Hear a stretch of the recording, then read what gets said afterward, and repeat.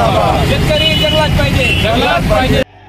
28 October 2025 पासून नागपूरमध्ये शेतकऱ्यांच्या नेतृत्वाखालील एक संघटित निषेध मोर्चा काढण्यात आला, ज्याचा शेवट नागपूर हैदराबाद राष्ट्रीय महामार्ग NH 44 रोखण्यात आला.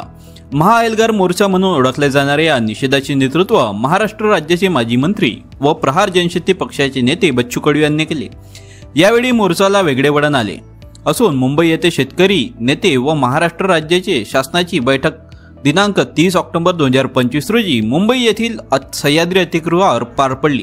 यामुळे आंदोलनाला वेगळे वळण आले व आंदोलन स्थगित करत बच्चू कडू यांनी सरकारला 30 जून 2026 पर्यंत कर्जमाफी करण्याचा निर्णय घेण्याचे कळविले.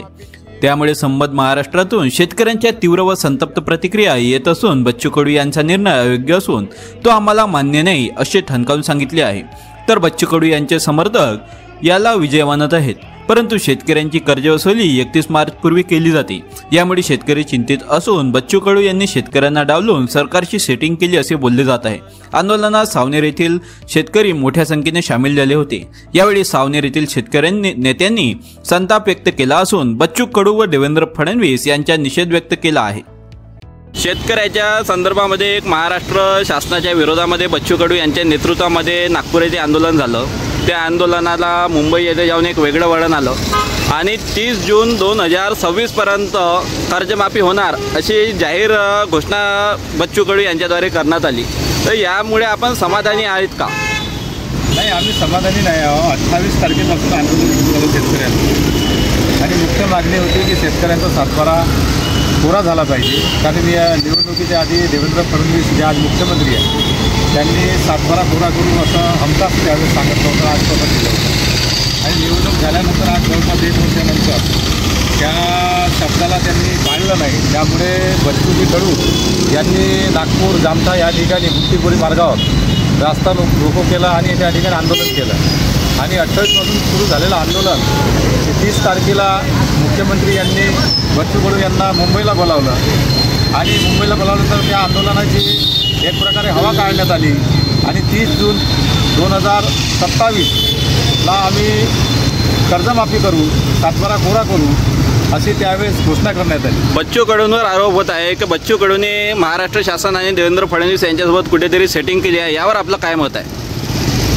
तसा महाराष्ट्र शासनाच्या विरोधामध्ये कर्जमाफीच्या संदर्भामध्ये महाराष्ट्रातली संपूर्ण जनता या आंदोलनाच्या याच्यावर यांचा विश्वासानंच लोक या आंदोलनामध्ये सहभागी झाले आणि सन्माननीय बच्चूभाऊ कडू यांनी या आंदोलनाला या पद्धतीनं हाताळलं ते पद्धत काही योग्य पद्धत नाही आहे. संपूर्ण महाराष्ट्रातील शेतकऱ्याच्या या ठिकाणी भ्रमनिरास या आंदोलनाच्या माध्यमातून झालेला शेतकऱ्यांना कर्जमाफी देण्यासाठी 2014 पासून या महाराष्ट्र सरकारनं आपल्या घोषणापत्रामध्ये लिहिलं, पण त्यांनी कर्जमाफीसाठी या निवडणुकीतसुद्धा त्यांनी कर्जमाफीचे 30 जून हे तारीख देण्यात आलेली आहे महाराष्ट्र शासन आणि बच्चू कडू याच्याकडून 2026 मध्ये.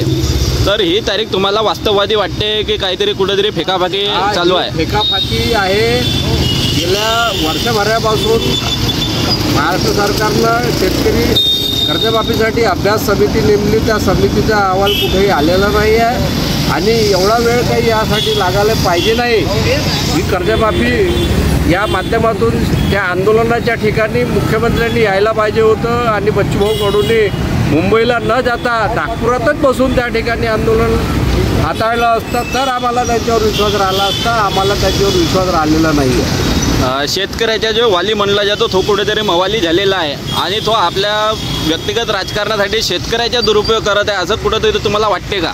नाही, आम्हाला आता वाटायला लागलं की आतापर्यंत ना भूतो ना भविष्य ते शरद जोशींनी ज्यावेळेस आंदोलन चालवलं होतं त्यावेळेस तेवढे लोक होते आणि 28 तारखेला जे आंदोलन चालवलं 28 ऑक्टोबरला तर त्या आंदोलनात एवढे लाखोच्या संख्येनं लोक होते. लोकांची अपेक्षा होती की बच्चूभाऊ आंदोलन करत आहेत, आम्ही त्याला सपोर्ट केला पाहिजे. स्वतः आंदोलन आणि आम्ही स्वतः आंदोलनात सहभागी होतो. पण सगळे गोष्टी कास्तकारांना त्यांनी बच्चूभाऊंनी भ्रमनिरास केलं. आपण महात्मा गांधी याच्या प्रतिमेसमोर या गोष्टीचा निषेध का बरं करत आहे? आम्ही याच्यासाठी निषेध करत आहे की दिलेलं आश्वासन मुख्यमंत्र्यांनी पाळलेलं नाही आणि बच्चूभाऊ कडून जे आंदोलन सुरू केलं तर आम्हाला अपेक्षा होती की बा संपूर्ण कर्जमाफी सातबारा कोरा होईल, पण असं होताना काही आता दिसत नाही आणि त्या सगळ्या याच्यामध्ये बच्चू कडून जी सेटिंग केलेली आहे असं आमचं ठाम मत आहे. जर नेते महाराष्ट्राला आणि या मॅनेज गोष्टीचा आम्ही निश्चित होत राहिले, असेच जर नेतृत्व जर मॅनेज होत राहिलं सरकारला, तर ह्या शेतकऱ्याच्या भविष्यातलं जे काही एकजुटीचं वातावरण आहे या महाराष्ट्रात दिसणार नाही. अशामुळे शेतकरी भ्रमनिराश होऊन आत्महत्येच्या मार्गाकडे वळला तर याला जबाबदार बच्चू कडू राहते. शेतकऱ्याचे नाव घेऊन व्यक्तिगत राजकारण करण्यात येत आहे का? हो, व्यक्तिगत राजकारणाचा फायदा बच्चू कडू या आंदोलनाच्या माध्यमातून स्वतः घेत आहे आणि त्यांनी आपली विश्वासार्हता या आता घडलेल्या घटनेवर येणाऱ्या काळात शेतकऱ्यांची प्रतिक्रिया काय राहणार आहे? नाही, शेतकऱ्याची प्रतिक्रिया असलेली मोठी अपेक्षा होती शेतकऱ्यांची की संपूर्ण कर्जमाफी होईल आणि आता पूर्ण भ्रमनिराश झाल्यामुळे आता असं आहे की शेतकऱ्याला वाली कोणी नाही राहिला आणि कोणत्याच नेत्यावर आता शेतकऱ्यांचा भरोसा राहिला नाही असं आता शेतकऱ्याला वाटायला लागेल. पुढची आंदोलनाची भूमिका काय राहील शेतकऱ्यांची? पुढची आंदोलनाची शेतकऱ्याची भूमिका अशी आहे की आता शेतकऱ्यांनाच स्वतः आंदोलन करावं. प्रत्येक जिल्ह्यामध्ये शेतकऱ्यांनी एकट्ठा होऊन कोण्या नेत्यावर भरोसा न करता स्वतः शेतकऱ्यांनी आंदोलन करावं, तेव्हाच कुठंतरी यश मिळेल. ऐसी अपडेट्स और भी पाने के लिए सोशल भारत 24 न्यूज़ को अभी सब्सक्राइब करें.